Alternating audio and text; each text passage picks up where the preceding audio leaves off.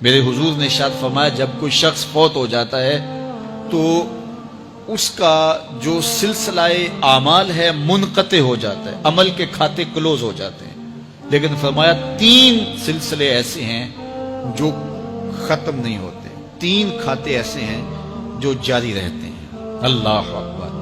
سب سے پہلے صدقہ جاریہ، دوسری بات میرے حضور نے ارشاد فرمایا علم جس سے لوگ نفع پائیں۔ اللہ اکبر۔ علم کسی کو سکھا دیا، وہ تسلسل باقی رہے۔ ہمارے استاد قبروں میں چلے گئے، لیکن آج ہزاروں طلباء کو اور لاکھوں عوام کو ان کے دیے ہوئے جو سبق تھے جو انہوں نے ہمیں پڑھایا آج ہم لوگوں کو بتا رہے ہیں، تو ان کی روح کو اس کی برکت پہنچ رہی ہے۔ پھر یہ ان کے استاد، پھر ان کے استاد۔ تو علم نافع یہ کبھی بھی کھاتے کلوز نہیں ہوتے۔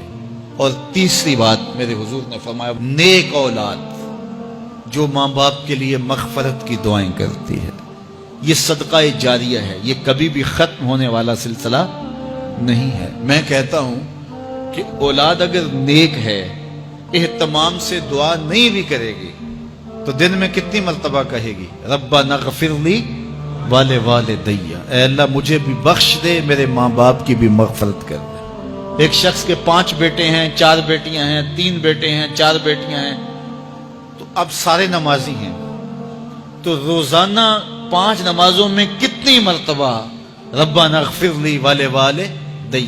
تو اولاد والدین کے لیے اسپیشل دعا کرتی ہے جو ہے وہ نماز کے اندر، اور اگر اولاد صالح نہیں ہے تو نماز کے اندر دعا کرنا تو دور کی بات ہے، چونکہ وہ نماز نہیں پڑھتی، صالح نہیں ہے، تو دعا کیا کرنی ہے؟ ایسی اولادوں کو بھی میں جانتا ہوں جنہوں نے اپنی سکی ماں کا جنازہ نہیں پڑھا، سکے باپ کا جنازہ نہیں پڑھا۔ ویسے ایک ایسے بد نصیب کو میں جانتا ہوں جس نے واقعتاً نہیں پڑھا، آیا ہی نہیں، قبرستان میں بھی نہیں آیا، لیکن بہت سارے ایسے لوگوں کو میں جانتا ہوں جو قبرستان میں آئے ہیں لیکن اپنے باپ کا، اپنی ماں کا جنازہ نہیں پڑھا، جنازگاہ میں کھڑے رہے، جنازہ نہیں پڑھا۔ آپ سوچتے ہوں گے کوئی ایسا بد نصیب بھی ہو سکتا ہے؟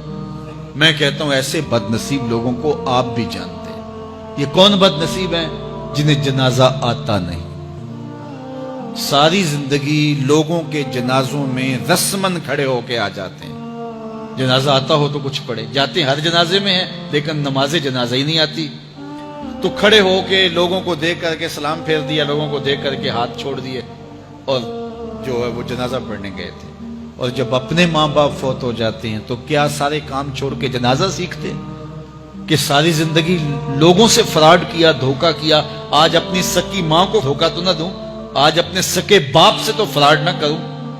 ساری زندگی جو لوگوں سے فراڈ کرتا رہا، پھر ایک دن اپنی سکی ماں سے بھی فراڈ کیا، اپنے سکے باپ سے بھی فراڈ کیا۔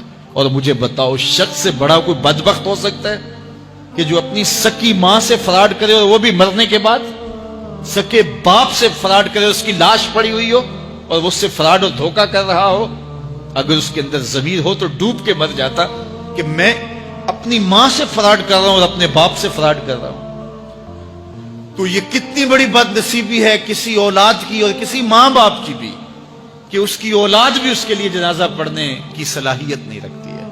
اور وہ کتنے خوش نصیب ماں باپ ہیں جن کا جنازہ خود اولاد پڑھاتی ہے۔